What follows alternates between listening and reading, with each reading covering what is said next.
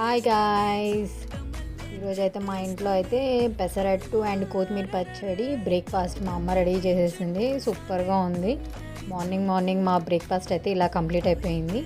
మీరేం బ్రేక్ఫాస్ట్ చేశారో కామెంట్ చేసేసేయండి. అండ్ నైట్ అయితే చిన్న బతుకమ్మ ఉంది కదా, ఈ అమావాస్య రోజు మేము చిన్న బతుకమ్మ చేసేసుకుంటాము. అండ్ ఎలా చేస్తాము అనేది అయితే బతుకమ్మ అయితే నైట్ వీడియో అయితే అప్లోడ్ చేసేస్తాను, చూసేయండి నా నెక్స్ట్ వీడియోలో అయితే. Thank you so much.